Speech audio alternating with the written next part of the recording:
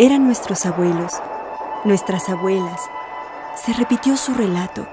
Vinieron a legarlo a quienes ahora vivimos. Nunca se perderá su nombre. En el porvenir jamás olvidaremos la historia. Siempre la guardaremos nosotros, sus hijos.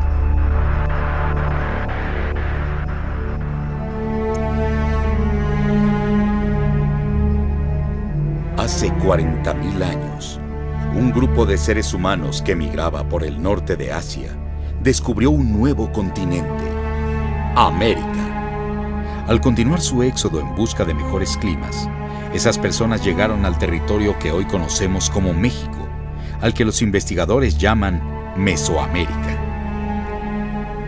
Durante mucho tiempo, aquella sociedad llevó una existencia sencilla, dedicada a la caza, la pesca y la recolección.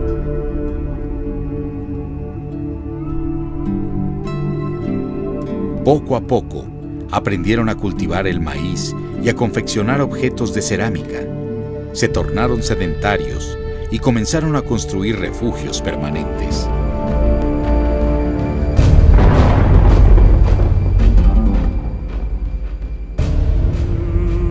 Hacia el año 3000 a.C., ocurrió un gran cambio. Aquella sociedad se organizó de una forma compleja y surgieron los primeros estados. Comenzaron a construir pirámides y apareció un arte monumental.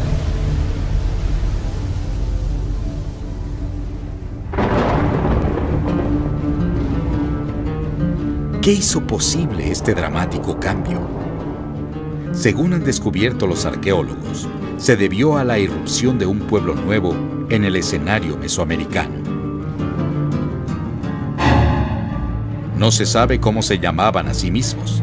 En la actualidad, los conocemos como olmecas, que significa hombres de la costa del Hule.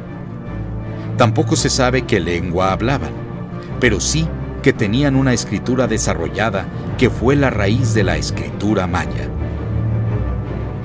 En pocos siglos, los olmecas integraron el territorio mesoamericano a través del comercio y otras actividades pacíficas.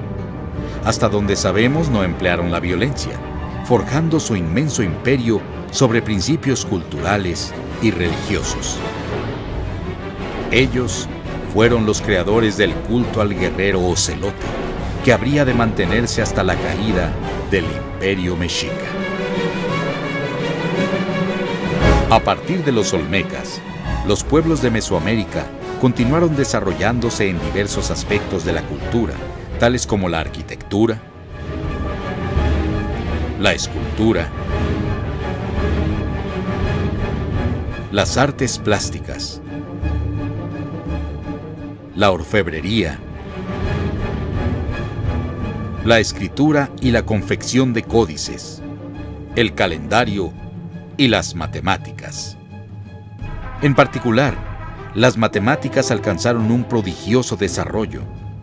Se basaban en los conceptos del cero y el orden por posiciones, los cuales no fueron conocidos por los europeos sino hasta 1000 años más tarde. Donde mejor se manifiesta el carácter de la civilización mesoamericana es en la religión. Las enseñanzas tradicionales de los sabios indígenas recibieron el nombre de Toltecayotl, toltequidad, un término que significa el arte de vivir. Todos los mesoamericanos cultos llegaron a ser conocidos como toltecas. La toltequidad es el legado característico de México al mundo.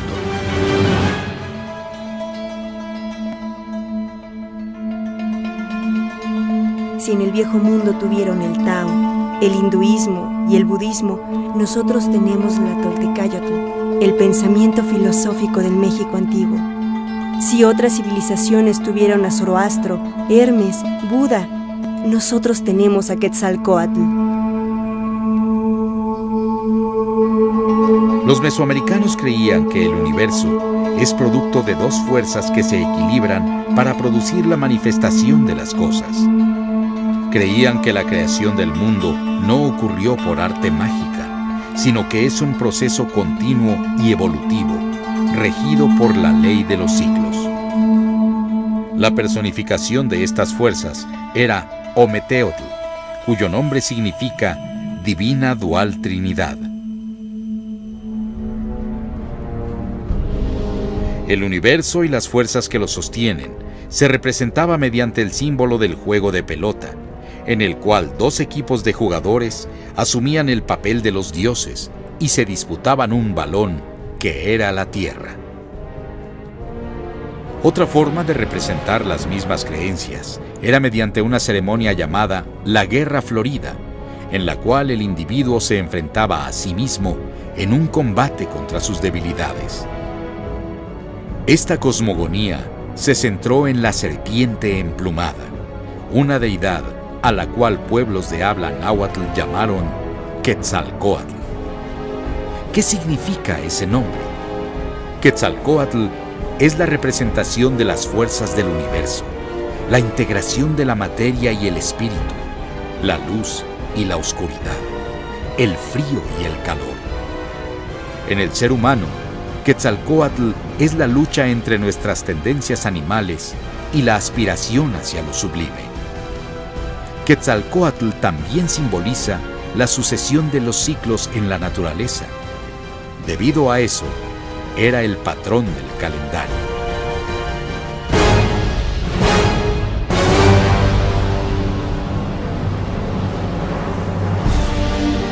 Los naturales de esta Nueva España se regían por una instrucción que les dejó Quetzalcóatl, la cual contiene 20 caracteres multiplicados por 13.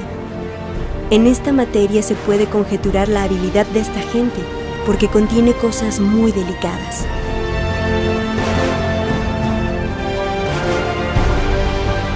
El calendario prehispánico se basaba en un año sagrado de 260 días, el cual se relacionaba con el año de la naturaleza, produciendo un ciclo de 52 años de duración, conocido como Ciclo del Fuego Nuevo. Con este sistema, los mesoamericanos consiguieron una exactitud tal que para que su calendario se desfasara con el cielo, habrían tenido que pasar más de 9,000 años. La historia de Mesoamérica recuerda la presencia de numerosos mensajeros de Quetzalcóatl. El más apreciado de ellos fue Céacatl Topiltzin, nuestro señor Uno Caña, un joven tolteca que llegó a ser rey de la ciudad de Tula. Cuenta la leyenda que Topiltzin nació en un lugar cercano al pueblo de Tepoztlán, en el actual estado de Morelos, el año 947. Su nacimiento estuvo rodeado de milagros. Fue anunciado a su madre por un pez cuando ella aún era virgen. En cuanto nació, las parteras trataron de matarlo arrojándolo al agua, pero el niño sobrevivió y fue criado en secreto por sus abuelos. A los 13 años de edad, el joven Topiltzin fue enviado a estudiar a la ciudad de Xochicalco. En el año 977 después de Cristo, fue elegido rey de Tula. Según se afirma, era un hombre pacífico, muy religioso, que pasaba largas horas de meditación y penitencia a fin de descifrar el sentido de nuestra existencia. También fue un gran jefe de Estado, pues convirtió a Tula en una gran ciudad, construyendo grandes y preciosos edificios y desarrollando las artes. Poco después de su llegada al poder, Topiltzin recibió la visita de unos brujos, quienes lo engañaron y embriagaron. Después de esto se sintió tan avergonzado que abandonó el reino de Tula y se fue a vagar por la tierra. Durante años, el rey errante visitó los pueblos más diversos, aprendiendo de las costumbres y creencias. Finalmente, llegó a la ciudad maya de Chichén Itzá, donde pidió refugio. Allí lo recibieron, compartiendo con él los altos secretos de la toltequidad. Debido a su sabiduría y nobleza de vida, los mayas le dieron el nombre de Cuculcán, serpiente emplumada. Después de algunos años entre los mayas, Topiltzin regresó al centro de México, viniendo a radicar en la ciudad de Cholula. Los hechos grandes y maravillosos de Topiltzin son recordados entre los indios. Ellos recuerdan tantos milagros que no me atrevo a hacer ninguna declaración sobre eso. Sin embargo, la historia de su vida me ha impresionado grandemente y me ha conducido a creer que, puesto que los naturales son criaturas de Dios, capaces de salvación, Él no puede haberlos dejado sin un profeta, y ese profeta fue Topiltzin. Las enseñanzas de Topiltzin fueron recopiladas en un libro llamado Huehuetlatoli, Antiguas Palabras. En la actualidad, ese libro se ha perdido, pero quedaron fragmentos, entre los cuales encontramos enseñanzas como las siguientes.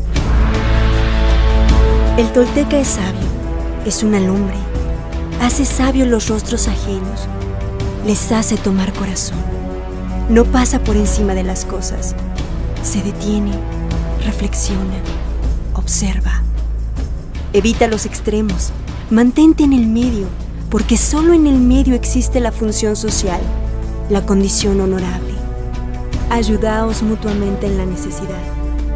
Mirad que es una vuestra carne y una vuestra humanidad.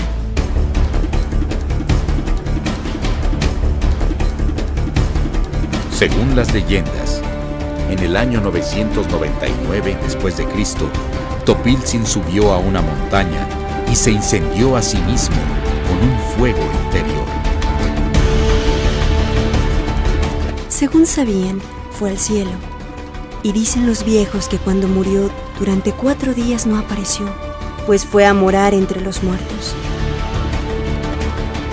Pero al 8º día apareció la gran estrella que llamaban Quetzalcóatl. Añadían que fue entonces cuando se entronizó como señor. Pero la partida de Topiltzin no fue definitiva. Según afirma un poema mexica, algunos años después apareció nuevamente. Después de reunirse con sus seguidores, les dijo que no estuvieran tristes, pues él regresaría nuevamente a la tierra cuando se cumplieran los siglos. Luego, se encaminó a la costa del Golfo de México. Arrojó su manta bordada de serpientes al mar, subió en ella como si fuese una balsa y se fue navegando hacia el horizonte oriental.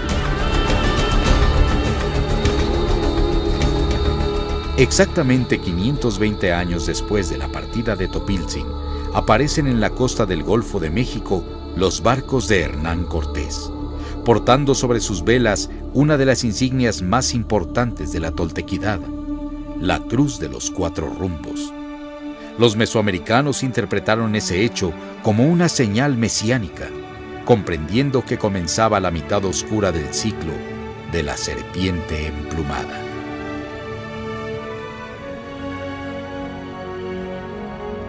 La trascendencia de Quetzalcóatl radica en su mensaje. La era de Quetzalcóatl es la del advenimiento del alma, del centro unificador, que es la esencia misma de todo pensamiento religioso.